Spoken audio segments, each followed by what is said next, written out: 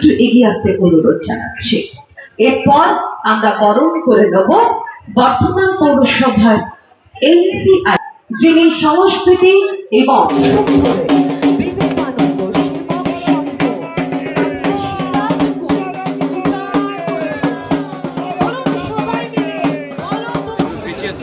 নমস্কার।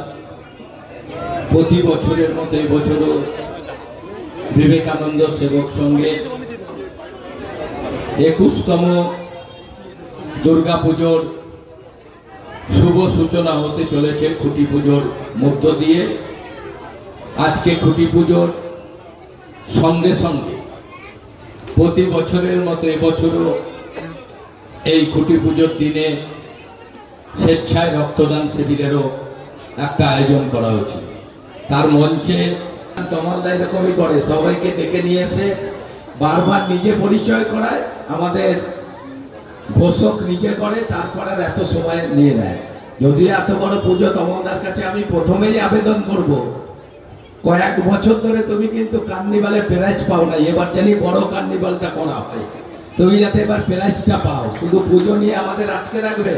আমাদের দুর্গাপুজো সমন্বয় আমাদের আছে, আমাদের শ্রীকান্ত রয়েছে এখানে, হ্যাঁ আমাদের সভাপতি। এবার রাইস মিলে প্রচুর লাভ হয়েছে, তোমার সব রাইস মিলের মালিক মেম্বার, মানিকদা রাইস মিলের মেম্বার, আমার সভাপতি রাইস মিলের মেম্বার, বংশীদা আছে, সব রাইস মিলের মেম্বার। এবার 2 বছর লস খেয়েছে, এবার কোটি কোটি টাকার ইনকাম হয়েছে। আমি সবাইকে বলবো তমালদা, সবার সহযোগিতা নিয়ে তুমি যেভাবে প্রতি বছর এত বড় দুর্গাপুজো করো, এবার দুর্গাপুজোর সঙ্গে আমাদের কার্নিভালটাও আমাদের বর্ধমানের একটা বড় ব্যাপার। কার্নিভালটাও তুমি এবার একটু ভালো করে করো। এখন থেকে তুমি ঠিক করো 4 তারিখে কার্নিভাল হবে, আমরা 5 তারিখে কলকাতায় হবে, আমরা 4 তারিখে করব। আমরা মিটিং করতে পারি নাই, আজকেই আমার সঙ্গীত মেলা শেষ।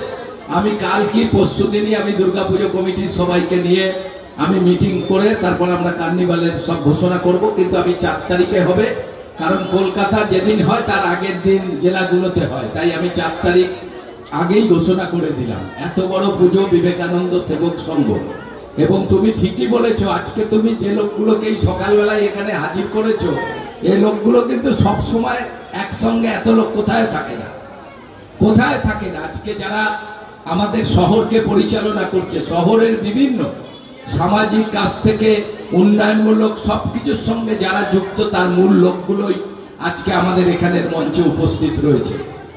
আজকে আমি বলবো, খুঁটি পুজোর পর তো তোমার দুর্গাপুজোর প্যান্ডেলের লোক নেমেও গেছে, আজ থেকেই শুরু হবে, এবং ভালো কাজ করেছে। এই সময় রক্তের খুব অভাব, সারা জায়গায় আমাদের সুপার সাহেব রয়েছে, তিনি বারবার সবার কাছে আবেদন করছে, যেখানেই হোক আপনারা রক্ত দিন।